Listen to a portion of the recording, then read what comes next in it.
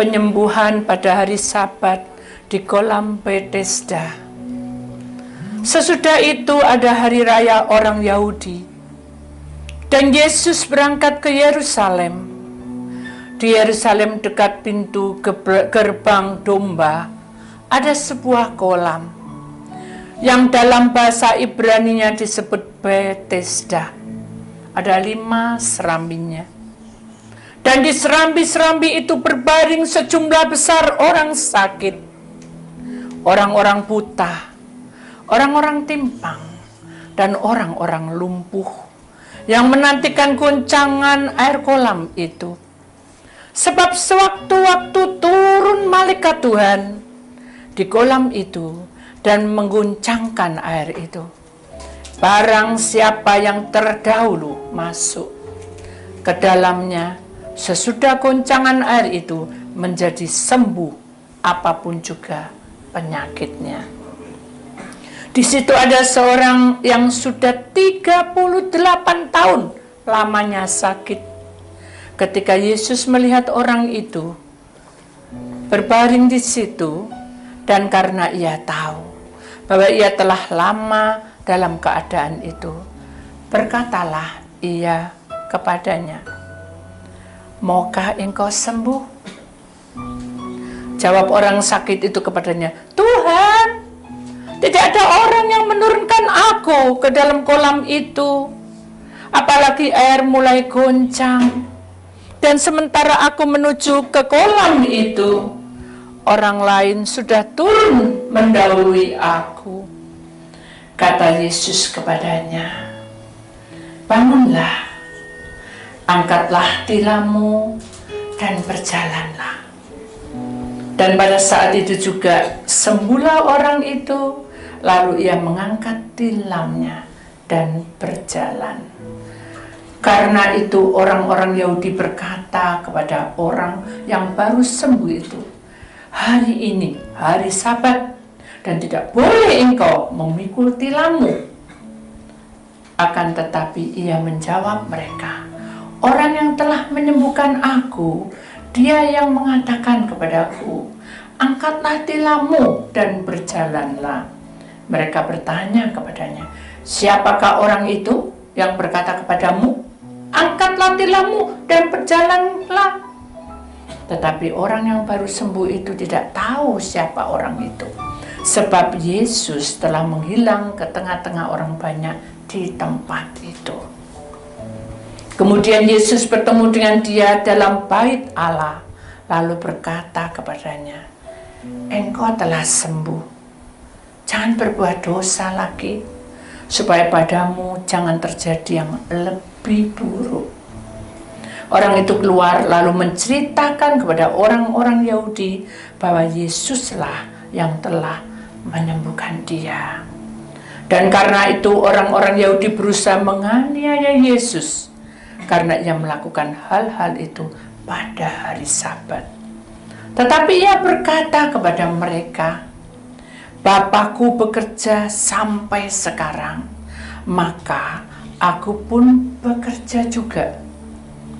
Sebab itu orang-orang Yahudi lebih berusaha lagi untuk membunuhnya, bukan saja karena ia meniadakan hari Sabat, tetapi juga mereka ia mengatakan bahwa Allah adalah Bapanya sendiri, dan dengan demikian menyamakan dirinya dengan Allah.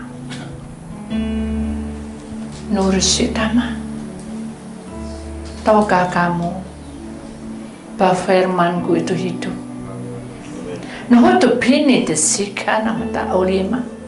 Karena Bapakku di surga memberikan cahaya kepada orang-orang, memberikan urapan, memberikan jamahan bagi orang-orang yang setia. Maukah kamu sembuh? Biarkan firman ini akan menyentuh hidupmu. Dan perhatikan baik-baik, orang yang sudah dihubinato tidak bisa berjalan lumpuh selama 38 tahun. Ada satu kuasa besar turun menjamahnya. Ambillah bagian ini karena waktunya tiba. Aku memberikan kesembuhan kepadamu. Kesembuhan kehidupan keuanganmu, kesembuhan kepada kehidupan tubuhmu, bahkan kesembuhan kepada keluargamu. Dalam nama Tuhan Yesus, Putra Allah yang tunggal, kami sudah berdoa dan mengucapkan syukur. Yang percaya kita sama-sama berkata, amin. Jadi kemudian Tuhan saudara, puji nama Tuhan. Kita akan melihat filmnya lebih dulu. Silakan duduk kembali dan kita perhatikan saudara pembicaraan Tuhan dan juga iman kepada Bapak yang sudah 38 tahun yang timpang saudara.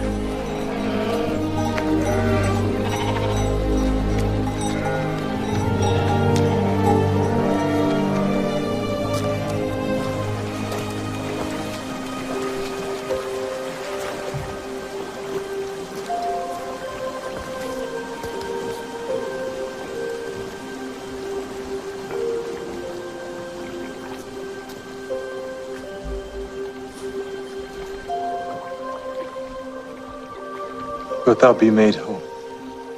Sir, I have no man, when the water is troubled, to put me into the pool. But while I am coming, another steppeth down before me.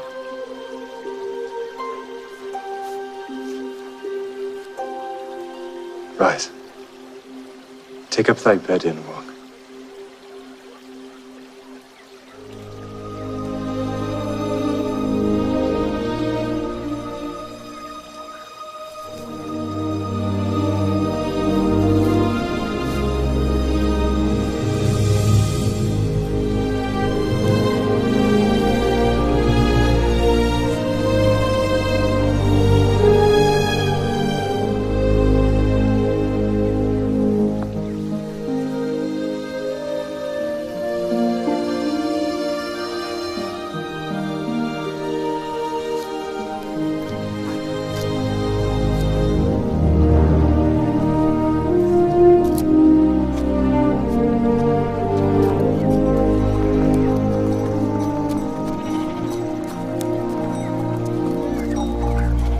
It is the Sabbath day. It is not lawful for thee to carry thy bed. He that made me whole, the same said unto me, Take up thy bed and walk.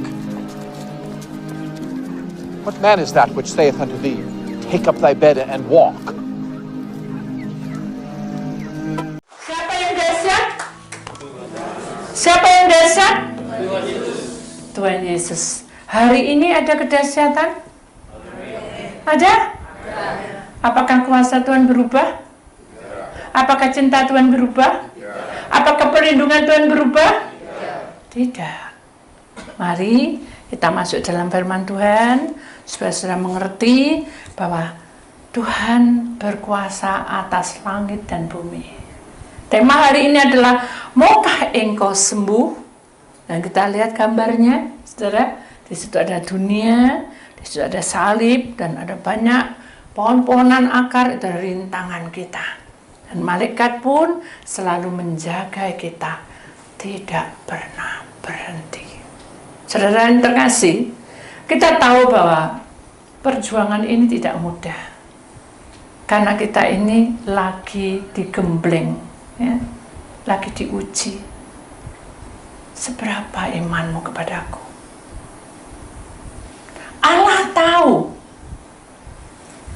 Bapak ini sudah 38 tahun, saudara. Bayangkan, 38 tahun itu enggak sedikit, saudara. Tapi Bapak ini tekun. Dia dekat di kolam Bethesda. Karena tujuannya apa? Dia mau sembuh. Sama.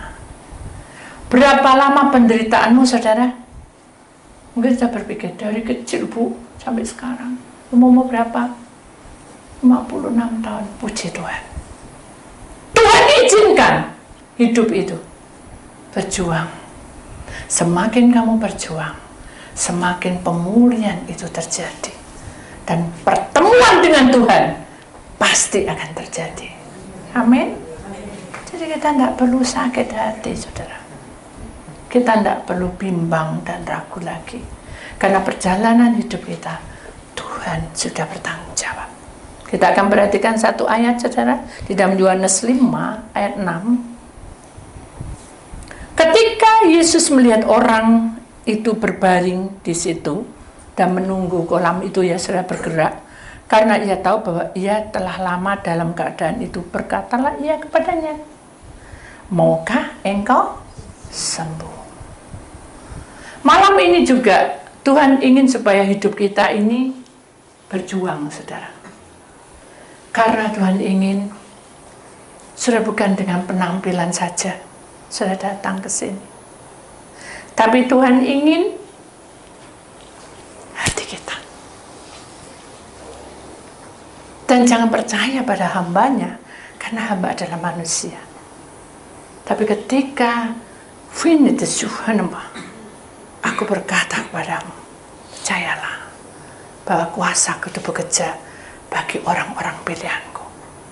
Jadi saudara, kalau kepribadian kita ini penuh dengan masalah, dan itu tidak ada jalan keluarnya, dan itu membuat kita depresi, ingatlah, Tuhan di pihak kita.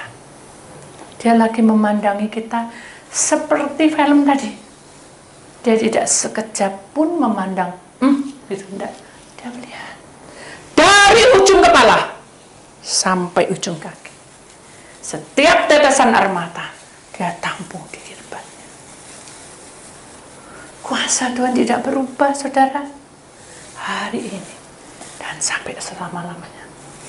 Roh Allah itu selalu menjaga kita. Jadi saudara, kalau hari ini temanya adalah maukah kamu sembuh? Sembuh itu bukan berarti kita sakit, saudara. Kalau saya koma sakit, kalau ditanya sama siapapun, pasti saya mau minta sembuh. Tapi saya tidak berdaya waktu itu. Saya tergeletak dan tidak ada apapun yang bisa menolong saya, karena saya sudah tidak bisa apa-apa, koma. Tapi hari ini ada saudara koma di sini, bisa angkat tangan, ada yang koma. Nah, kalau koma tidak mungkin sudah datang ke sini, betul nggak? Berarti itu tanda bahwa saudara sehat walafiat. Beda dengan bapak yang 38 tahun itu, dia hanya ngowong, dan pakaiannya sudah tidak karu-karuan, rambutnya mungkin sudah tidak dipotong karena depresi. Dia mau lompat karena dia tua, kedisian yang masih muda. Dia mau cepat-cepat jalan, sudah ketendang sama yang gemuk. Dia mau melompat lagi karena kolam Bethesda itu ada mujizat di situ. Allah memberikan kolam Bethesda bagi orang-orang yang sakit segala macam. Jadi kalau sudah masuk yang pertama kali, itulah yang sembuh. Jadi bapak ini menunggu sampai 38 tahun. Bayangin, 38 tahun. Dia menunggu, tak jemu-jemu. Begitu goyang, dia sudah kesenggol orang. Begitu goyang, sudah ada mendahulunya. Tapi tidak putus asa. Akhirnya apa? Apakah pertemuan Tuhan dengan bapak yang tua itu adalah suatu kebetulan? Bukan. Ini waktunya tiba, aku bertemu denganmu. Ini waktunya tiba, aku bicara kepadamu. Apa yang kamu perlukan? Loh, aku tuh enak Bu Titik sama ngomong-ngomong mbak malaikat, ngomong mbak Tuhan. Loh, saya sendiri juga tidak lihat wajah Tuhan juga. Malaikat pun tidak tahu. Waktu saya dioperasi baru tahu. Jadi sebetulnya kita tuh sama. Saya juga sama, walaupun saya punya talenta penglihatan, tapi saya tidak tahu apa-apa. Ketika saya berdoa dalam konseling, Tuhan saya ceritakan kronologinya, tinggal saya baca. Nah, itulah yang harus kita tahu, bahwa Tuhan itu sangat mencintai kita. Amin. Dia selalu menjaga kita, tidak pernah lengah. Mari kita perhatikan ayat ini, saudara. Mengapa di sini ada seorang anak kecil dan tangan Tuhan mengangkatnya dan memberikan sesuatu yang indah? Karena Allah ingin hidup kita itu selalu baru.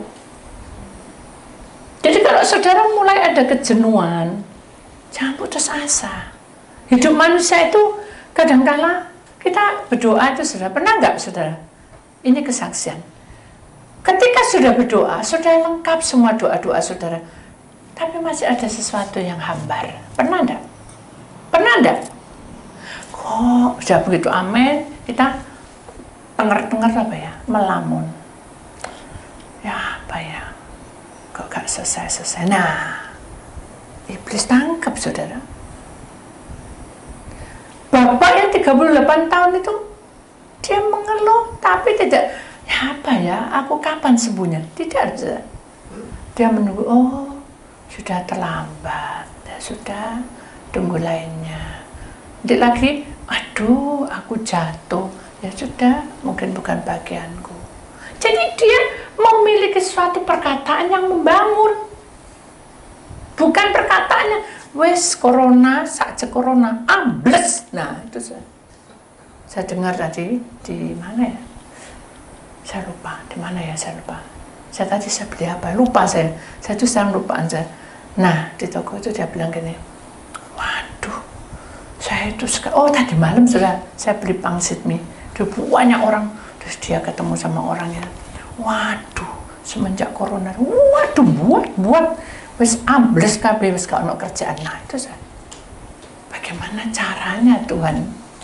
Bagaimana kita bertemu dengan Tuhan? Kalau perkataan kita itu mengeluarkan bukan sumber kehidupan, tapi sumber apa? Kekeringan. Sumber yang tidak baik, sama seperti saudara melukis. Ya. Saudara melukis, kalau melukiskan peti, melukiskan setan, ya itu yang terjadi. Bagi kehidupan saudara, seperti itu. Tapi kalau saya melukiskan keindahan, mungkin wajah cantik, atau bunga, atau gunung, atau lembah, itu memberi kesegaran dalam hidup kita. Sama, ketika kita memberikan apa yang ada dalam hidup kita, tubuh roh jiwa kita, kuserahkan pada Tuhan tubuh roh jiwa kita. Tapi hidup kita tidak membangun. Bagaimana Allah bertemu dengan kita? Bagaimana Yesus berbicara dengan kita? Kalau kita mau minta kesembuhan, maukah kamu sembuh? Itu undangan. Tidak ada syarat apapun. Ingat, Tuhan tidak pernah memberikan persyaratan apapun. Tapi Tuhan justru mengundang, maukah kamu sembuh? Itu aja kan, saudara. Ya pasti kita bilang mau kan? Nah kalau mau terus gimana? Angkat tilammu. Dia tidak bilang sembuh kamu. Angkat tilammu dan berjalanlah. Itu tanda bahwa kamu harus bergerak. Kamu harus yakin betul bahwa inilah jalan yang aku tempuh. Aku pasti bisa. Karena Tuhan bersamaku. Gitu saudara. Jangan putus asa. Karena Tuhan tidak pernah membiarkan kita putus asa. Pertolongan Tuhan itu tepat pada waktunya. Dia ada. Dan sampai hari ini, dia melihat kita. Amin. Jadi kalau saudara, kronologi dilihat, aduh, Roy tidak ada. Roy ada di hutan. Oh ya memang. Roy, aku dulu masih muda di hutan. Sudah 25 tahun.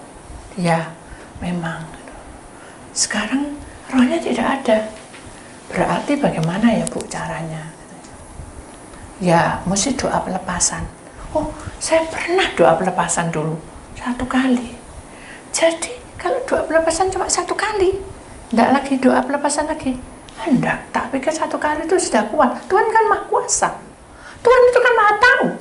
Tuhan itu maha bijaksana. Jadi saya dikhotbahi, saudara. Saya terima. Ya, amin, amin, amin. Nah, sekarang ganti saya yang tanya.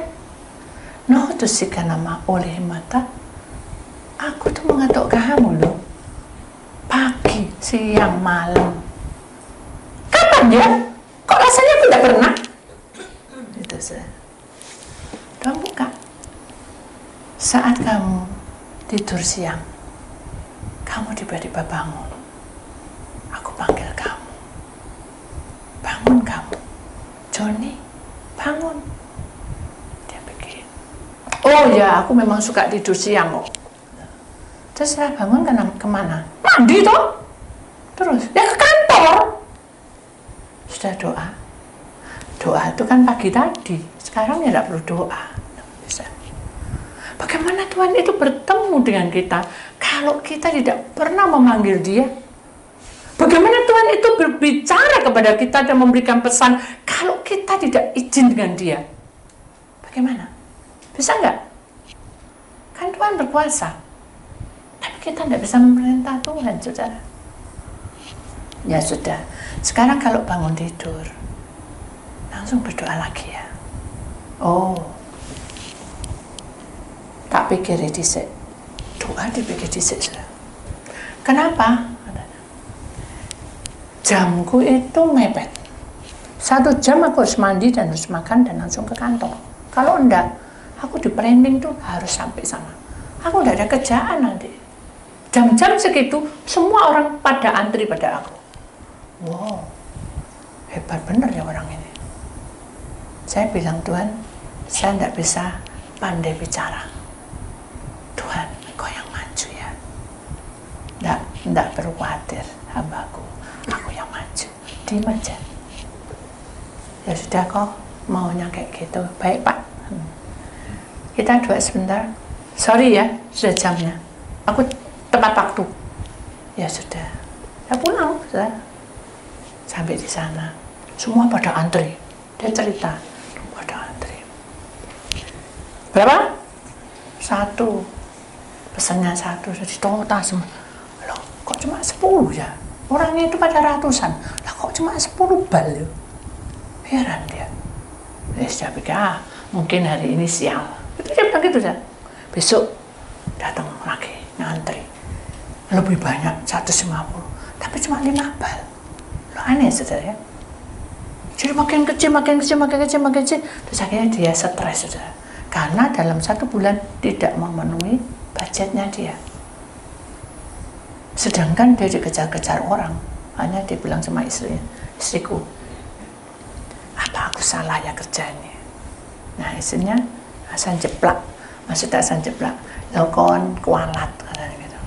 Kamu kualat katanya. Kamu itu tidak sopan katanya. Loh kenapa? Loh, kamu ingat tak? Ada hamba Tuhan yang datang ke sini sudah mengingatkan kamu 3 kali loh. Tapi kamu selalu mengelak. Jangan sombong. Yang punya harta kekayaan itu adalah Tuhan. Ya, tapi apa ya? Kepaksa dah. Panggilan aja hambamu itu. Kepaksa saja. Kepaksa panggilan hambamu itu. Panggil saya. Dan saya juga tidak tahu lah dipaksa ya. Saya berdoa tidak nyambung. Saya bilang, Tuhan, ini apa gitu. Saya susana tapi saya tidak tahu PR-nya apa. Ngurapi enggak, konseling enggak. Tuhan cuma bilang apa? Pandangan aja dia ngomong apa. Loh, terus ya apa? Tidak apa-apa, pandangannya. Akhirnya udah sampai. Diam gini. Ya saya diam. Dia juga diam. Bu, ya. Menurut Ibu, dari penerawangan Ibu, bikin dukun saya. Dari penerawangan Ibu, saya ini bisa tambah kaya atau tambah, maaf saudara, ngomongnya tidak benar, tidak bangun. Terus saya berdoa, Tuhan, apakah ini PR saya? Kalau tidak saya tak pergi. Daripada berdebat, saya tidak bisa pintar debat. Dan bilang, demo aja kamu. Ya demo aja. Demo kamu. Tapi di hati ini tidak bisa ngomong. Karena kalau saya bicara, itu Tuhan yang bicara. Karena saya tidak bisa ngomong. Jujur, saya itu tidak pintar ngomong. Jadi saya diem aja. Diem. Tidak nguji, tapi diem. Tidak bisa ngomong, karena tidak ada jawaban. Tidak ada. Kalau kita berdoa, ada kronologi cerita, saya bisa cerita. Tapi tidak, saya tidak bisa apa-apa. Diem. Hanya saya diem. Ayo Bu, digebrak mejanya, saya sampai kaget. Ayo, ini apa ku? Terawangan. Ya apa? Umurku pendek atau piye? Kok kamu nggak ngomong? Begitu. Ini kita doa aja ya, biar Tuhan yang atur. Doa. Tuhan bilang apa? Kronologi dibilangin, bahwa dia punya jantung itu berbeda. Sebelah kiri itu kecil, yang sebelah kanan memanjang. Nah, kalau ini tidak dijaga, dia bisa out. Ya. Nah, piye ini gimana kalau nyampe no? Wah, ini bisa-bisa istrinya bisa kena damprat. Kamu manggil hamba Tuhan, aku dibilang mati. Nah, matang saudara. saya tidak bisa apa-apa. Waduh Tuhan, ini ya apa Tuhan, orangnya tidak kenaan. Saya bilang ya apa, jantungnya itu kok kayak gini. Terus akhirnya gini, ya apa Bu, amin. Ya apa Bu, Tuhan bicara apa? Ada penglihatan apa? Saya tidak lihat apa-apa. Saya hanya melihat jantung engkau, jantungnya Bapak atau engkau. Jantung denyutnya tidak sama. Oh ya, mungkin lagi menari. Karena lagi berdendang. Tak apa-apa, yang penting kita ambil air aja, kita doa. Loh, kenapa mesti pakai air? Kan enggak ada di dalam ada. Akulah air itu. Oh iya ya. Nanti ambil air, doa, nanti minum. Udah minum kesedak, saudara. Tahu kesedak? Udah berhenti. Gitu saudara. Loh, matang itu dalam hati saya. Loh, saya tidak gugup, tapi saya bingung. Di doa kok. Terus, mama datang, pa, eling pa, ingat anakmu pa, semua macam-macam saudara. Saya bingung juga, Tuhan, apa yang saya lakukan? Saya ketenggengan gini. Tuhan nggak apa biarin. Dia tahu bagaimana rasanya orang mau mati. Tuhan bilang gitu, saya yang nggak pas. Bukankah kamu sudah siap untuk jadi hambaku? Iya, siap. Jadi kalau dihina, siap. Kalau dicaci, siap. Ya toh. Kalau kamu dikata-katai, siap. Ya sudah, mengalah, diem. Panggil dokter. Itu sudah. Pegawainya semua pada bingung. Akhirnya saya bingung, Tuhan, apa sih yang harus saya lakukan gitu loh. Sudah, doa, tumpang tangan, ambil air itu doa lagi. Loh, tadi saya tak doa. Itu kalau kita logika aja. Loh, tak doa sekarang doa lagi itu ngapain? Loh, intinya kan kayak gitu, saudara. Tapi saya suruh doa lagi, suruh tumpang tangan. Ya sudah. Ayo, cik kita berdoa. Tadi dari belakang, pegang punggungnya. Oh, pucet ya. Udah kita tumpang tangan dia. Lalu saya tumpang tangan di kepalanya. Dan air di dalam nama Tuhan Yesus. Segala beban-beban beratnya, kuasa apapun, putuskan semuanya. Buang ke tengah lautan lepas dan tidak bisa temui manusia. Dan air ini datang dari surga, sucikan ya darah. Amin. Dia minum, sampai tumpah-tumpah. Saya sesek sudah. Akhirnya Tuhan bicara, apakah kamu mau sembuh? Kamu percaya? Tak bisa nyaut sudah. Kalau gitu lepaskan beban beratmu dan jangan pikirkan masalahmu. Mau ikut Tuhan? Tidak bisa jawab sudah karena sesek. Ya sudah, hanya saya doakan lagi dan diminum. Begitu diminum sudah, minumnya beda. Kalau ada sampai tumpah habis, ini gelek terus sudah. Bisa didengar gelek. Dah. Puji syukur Tuhan. Lupa ada apa? Aku tadi tuh tahu ya saya dengar. Aku lagi sesek malaikat itu ada di tempatku. Terus malaikatnya bilang kamu berdoa. Aku enggak mau, aku bingung karena sesek ini bingung, Terus, aku enggak bisa. Cuma aku dengar hamba Bu Titi ini bilang, mau doa, mau kamu sembuh, itu tok, Tak iya. Sudah didoa, baru sembuh. Ternyata orang yang mau mati atau koma itu serem, Dalam hati saya sudah mengalami itu. Ketemu Mbak Roro gak bener. Untung ketemu Mbak Malaikat. Betul enggak? Ketemu pocong, ketemu Roro apa enggak kejat-kejat deh. Betul enggak? Loh, kenapa saya bilang gitu? Karena saya sembuhkan dia. Saya bilang, kok jangan sering malam-malam di belakang. Tuh, kok tahu? Dia bilang gitu. Kok tahu? Kamu ngomong ya. Tambah tukaran deh. Di sana itu ada roh bunuh diri. Wah gitu. Udah tolong aku roh bunuh diri nempel di aku coba lihat aku kelihatan enggak roh, katanya itu bunuh diri rohku enggak ada gitu. Rasa takut tadinya kan teriak-teriak. Tunggu ya jamnya waktunya. Sekarang dia kayak orang ketakutan. Kenapa? Ya tadi karena tidak sungguh-sungguh Tuhan sudah memberikan kesembuhan, tapi dia tidak sungguh-sungguh. Apakah malam ini kita tidak sungguh-sungguh? Bagaimana caranya supaya saudara lebih sungguh-sungguh?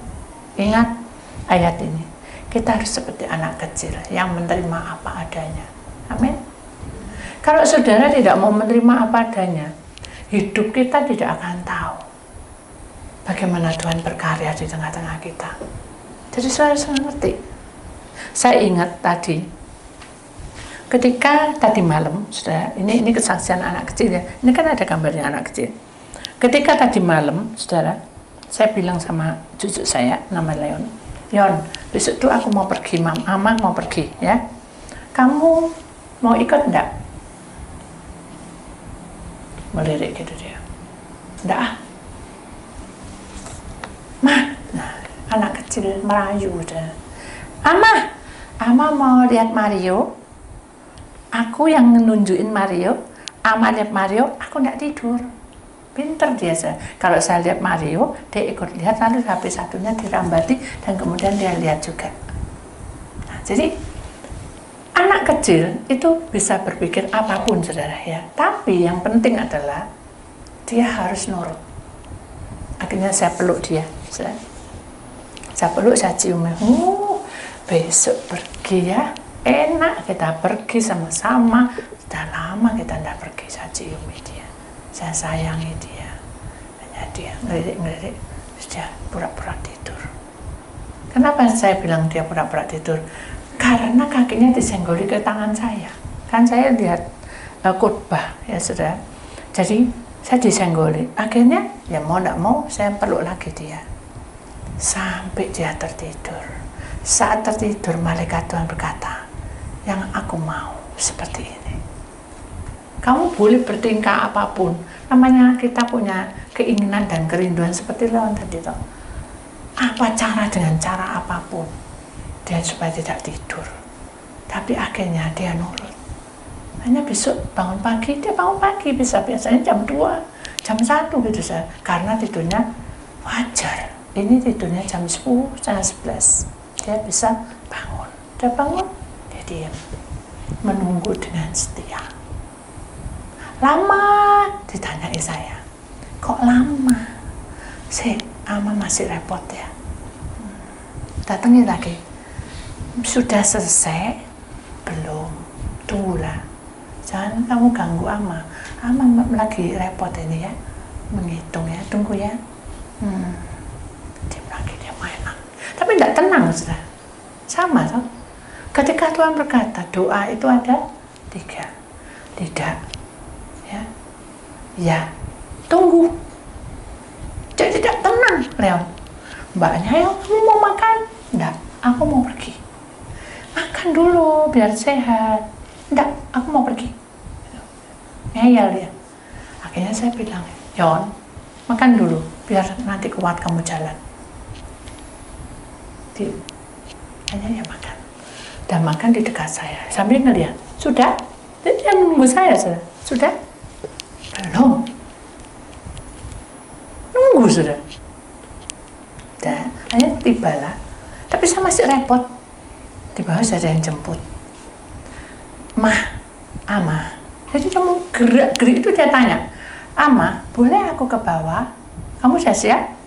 Udah. Sandal? Sudah. Ini kan sandal luar. Sandal dalam ada di situ. Gitu ya. Tapi sukacita. Sama. Ketika Tuhan bilang, tunggu kamu. Tapi ada jawaban baru separuh. Tapi kita tidak sabar. Tapi kita izin Tuhan. Ini apa kelanjutannya? Kan gitu saudara. Harus tanya kelanjutannya. Sama seperti Leon. Begitu dia turun, saya tidak tahu kabar beritanya. Ternyata saya di dalam mobil. Saya keluar, dia diam. Tapi saya tidak kecewa. Kenapa? Karena dia sudah di dalam mobil. Sama hidup kita. Tuhan sudah sediakan kehidupan kita dan pekerjaan kita masing-masing. Tanggung jawab kita masing-masing terhadap anak, mantu, cucu sudah ada bagiannya. Tapi ada hal-hal yang tidak boleh kita lakukan. Contoh aja, ketika dia ngantuk dulu ya, udah ngantuk. Mungkin dia kurang tidur juga kan, kita bangunin dia pagi. Ayo Yon. Akhirnya nggak mau, hanya mau. tapi kelimpungan. Oh, tau gitu kita bawa itu ya kereta ya supaya dia bisa tidur. Tapi roh Tuhan berkata tidak, biarkan dia jalan. Kenapa Tuhan? Supaya dia sehat. Karena di rumah dia hanya bangun tidur lihat tab, tak pernah kemana-mana. Oh, berarti Tuhan punya maksud, saudara.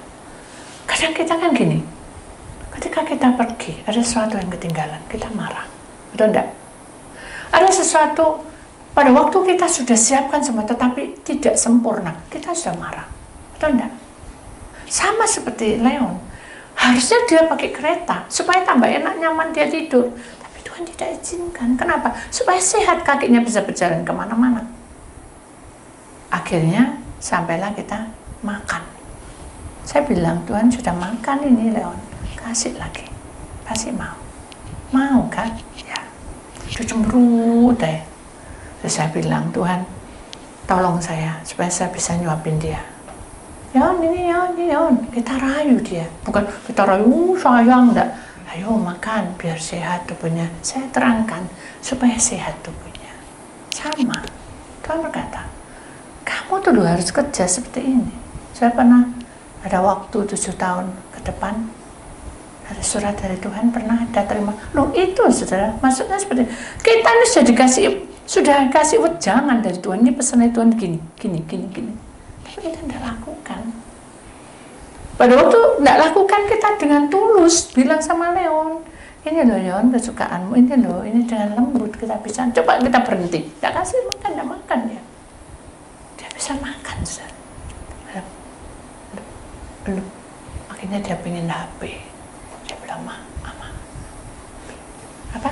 HP. Jadi dia makan sama HP. Nah, akhirnya teman saya bilang, loh nanti ada doa ya apa? Ayo, itu punya aneh itu loh. HP-nya doa. Dosanya dosa. Nanti tak kasih nama. Marah sama yang ngomong. Nanti tak kasih nama. Sama tuh, kita juga gitu. Jangan melanggar. Kalau kamu melanggar ya apa? Kita marah sama Tuhan. Oh, Tuhan tidak adil. Sama kayak Leon. Betul enggak? Kenapa saya bisa membanding-bandingkan? Karena Tuhan yang bicara. Kamu tuh harus seperti anak kecil, seperti Leon ini. Walaupun dia berontak, tapi dia ikut. Akhirnya dia makan dan kenyang. Intinya seperti itu. Jadi kalau semuanya di dalam perjalanan hidup kita harus belajar seperti anak kecil. Tapi kita tidak boleh mengaturnya. Karena apa? Karena perjalanan hidup kita ini Tuhan punya rencana lebih indah dari rencana kita. Amin. Jadi kita harus sadar, apapun yang terjadi Tuhan tuh punya rencana indah atas hidup kita. Kemudian kita lihat lagi satu gambar, saudara. Ketika Tuhan melihat kita melakukan bagian kita, mengerjakan apa yang telah Dia berikan kepada kita. Ingat, saudara, ketika Tuhan tuh melihat kita, dari lihat kehidupan kita sehari-hari, ya, melakukan bagian kita, Tuhan pasti memberikan kehidupan dan penjagaan di dalam kehidupan kita. Di sini katakan mengerjakan apa yang telah Dia berikan kepada kita. Contohnya seperti apa? Saudara, setiap pribadi itu punya pekerjaan masing-masing, punya tanggung jawab masing-masing. Nah, dengan tanggung jawab itu Tuhan ingin kita betul-betul melakukannya. Kemudian dikatakan, maka Dia akan melakukan bagiannya. Kalau itu sesuai kehendaknya. Nah, kita tidak sesuai kehendaknya tidak bisa. Ada satu kisah kesaksian saya. Saya tuh punya adik, laki-laki saya. Saya menikah, saya pisah dengan dia, karena kan dia harus dengan papa mama. Papa mama juga sering pergi, mama itu suka kerja di jahitan, papa juga tengah malam pulangnya. Jadi adik saya itu suka merokok. Ya. Akhirnya saya datang, saya kaget. Loh, kok kamu kok jadi ngerokok? Jangan ngerokok dong gitu. Buat apa ngerokok? Eman-eman. Nah, ini kerja kesenanganku. Akhirnya saya berdoa untuk dia, karena saya tidak bisa, karena dia sudah besar ya. Orang kalau sudah besar, kita harus punya hikmat dari Tuhan. Kita kerasi, percuma dia malah ngerokok di luar dan ketemu dengan hal-hal tidak baik. Bisa teman, bisa orang lain ngajak yang tidak benar. Kalau di rumah kita tahu dia merokok, kita doakan. Lebih baik dia di rumah, kita doakan. Hanya kita doa. Seperti Tuhan kata, ketika Tuhan melihat kita melakukan bagian kita itu mendoakan. Percuma kita bertengkar. Doa, Tuhan jamah dia, tidur, Tuhan jamah dia, makan, Tuhan jamah, masak tak doa, no, minum tak doa, semua serba doa. 1 tahun kemudian dari saya pantau dia, walaupun saya ada di Jombang, adik saya di Madiun, saya pantau dia, saya tanya mama, dia bilang agak berkurang, ya sudah agak lega, tapi harus bersih. Gimana caranya? Nah, dari situlah mengerjakan apa yang telah dia berikan kepada kita. Tugas kita itu banyak, sudah ada banyak hal. Hanya saya bilang gini, ya apa ya enak, apa disuruh kerja aja. Ada hikmah dari Tuhan, kerjai. Dia disibukkan supaya dia tidak merokok, karena merokok itu adalah pelarian dia. Ya sudah, anak ini pandai, hanya aja kerja. Benar, begitu kerja, dan merokok itu cuma hanya 1-2 batang. Hanya kita serahkan sama Tuhan. Saya itu, saudara, uangnya itu ditabung, bagus, dan tapi karena dia punya teman yang tidak baik, jadi uangnya dihabisin untuk minum, untuk merokok lagi. Nah, saya kan tidak tahu, begitu saya pulang Xinjiang, kok bau kamar jadi bau rokok semua. Katanya sudah tidak rokok, kata mama. Nah, hanya mama tak tanya, ya aku takut kamu dimikirin. Nah, saya itu memang suka pemikir, hanya saya bersihin tuh kamar. Darah Tuhan Yesus, darah Tuhan Yesus. Saya doain dia, bukan dengan minyak. Maaf ya saudara, saudara punya minyak urapan, bukan ceroboh. Saya tahu ceroboh. Minyak tempat tidur kecil, seri minyak urapan sampai berminyak-minyak. Terus nanti kaca juga seri minyak urapan sampai kelihatan semua berminyak, tidak bisa dikocoi.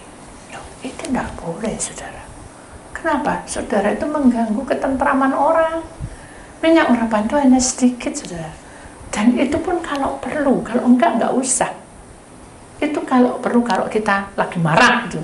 Waduh, tidak ada waktu, kita tinggal di Jakarta. Ya sudah, pakai perantara minyak urapan ini. Tuhan, saya percaya, minyak urapan ini kan kudus, benda mati. Doa-doa akan dipuasai, pasti ada kuasa Tuhan lewat iman. Saya percaya, pakai tanda salib. Saya kalau di hotel gitu, saya pintu, tempat tidur, mana saya bukan diserah semua gitu. Bukan. Walaupun ada roh, tetap kasih sedikit itu. Oke, sudah selesai. Maka dia akan melakukan bagiannya. Ya sudah, saya serahkan semua pada Tuhan. Tapi saudara, karena saya itu sayang sama dia, lalu dia bilang gini, deh, aku belum tidak minta uangnya. Dan saya ini panggil Cik, buat apa? Buat roti. Tak pakai sungguhan. Ternyata beli rokok. Saya bilang, saya marah, tak boleh kayak gini. Aduh, sekali ya deh, besok gitu lagi. Saya kasih lagi. Dia minta rujak kan. Pokoknya alasan, hanya Tuhan tegur saya. Kamu tidak mendidik, kamu menghancurkan. Oh iya. Dan itu apa yang saya lakukan? Saya berdoa, Tuhan, tak poso ya, tak puasa aja. Puasa juga gitu, ada aja sudah. Jadi kalau kita betul-betul mendidik dan betul-betul kita imani, kita tidak boleh melanggar. Kita harus tega, biarkan dia melakukan apa yang Tuhan mau. Akhirnya dia bertindak dan tidak merokok lagi. Kenapa? Karena kita ajarin dia untuk bertanggung jawab. Nah, siapa yang bisa melakukan itu? Tuhan. Saya ini orangnya juga tidak bisa. Tuhan, walaupun saya tidak punya uang, saya kasih uang sebisanya. Nah itu, jadi kelemahan kita tuh ada. Iblis tahu kelemahan kita. Hati-hati saudara. Iblis tahu kesukaanmu. Hati-hati. Karena kalau itu kesukaanmu melanggar, iblis ambil alih. Dan Tuhan tidak bisa bertemu dengan kita. Jadi mari kita imani bahwa maka dia akan melakukan bagiannya dan membuka pintu yang tidak dapat ditutup oleh siapapun. Jadi kalau Tuhan sudah bekerja dalam hidup kita, tidak ada yang bisa ikut campur tangan. Tuhan aja. Kalau aku sudah membuka, tidak ada yang menutup.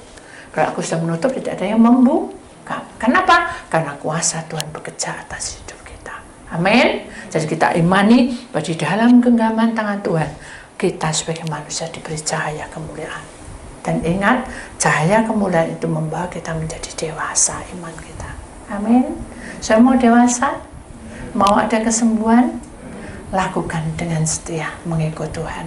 Apapun pelanggaranmu, Tuhan mengampuni. Karena pintu pertobatan masih terbuka. Mulut dipakai yang benar. Amin. Tingkah laku dipakai yang benar, pikiran dipakai yang benar. Jangan yang tidak-tidak. Iblis bisa ambil alih. Ya, kita ingat bahwa Tuhan bekerja di tengah-tengah kita. Dia tahu rancangan itu, pasti kita percaya waktu Tuhan pasti tiba. Amin. Jadi saudara, kalau dibilangin pelepasan berapa kali, Bu? Ini contoh, di sini tidak ada kok. 3 kali. Itu. Aku lebih dari 5 kali. Terus apa yang dilakukan? Belum. Tunggu lagi ya. Suwi mak, ya apa mak. Nah, itu sebetulnya saya juga tidak berhak untuk saudara untuk. Saya lebih senang dan cepat selesai. Tapi kalau Tuhan tidak suruh gimana? Pelepasan lagi. Sampai berapa kali? Tak tahu. Kalau Tuhan tidak kasih kronologinya, mana bisa saya jawab? Nah, kalau saya jawab 7 tuh, ternyata 7 belum selesai apa? Nah, intinya seperti itu. Jadi semua yang terjadi di muka bumi, Tuhan bertanggung jawab. Asal kita bertemu dengan Tuhan. Amin. Jangan seperti orang apa? Farisi dan orang ahli-ahli Taurat. Ngerti kebenaranmu. Ini sudah jamin. Ternyata tidak baik kehidupannya. Nah, itu yang berbahaya. Amin. Jadi mari disiplin boleh, tapi kita harus tertuju kepada Tuhan. Kita harus berjalan sesuai dengan Tuhan mau. Amin. Itulah firman Tuhan. Marilah kita sembuh oleh karena kuasa Tuhan. Kita bilang, Tuhan, aku mau sembuhkan. Pekerjaanku sembuhkan. Pelayananku sembuhkan. Apalagi keluargaku sembuhkan. Amin. Firman Tuhan jelas sekali mengatakan, Nutusita, Nuhopa, Erdusi Orema. Aku sangat mencintai kamu. Marilah, undangan ini kukatakan, maukah kamu sembuh? Tentu kita menjawab, mau Tuhan. Seperti orang yang sakit di kolam Bethesda itu. Amin. Tuhan selalu memberkati saudara, dan kita sudah firman Tuhan, dan kita tahu Tuhan buka jalan di tengah-tengah kita. Amin.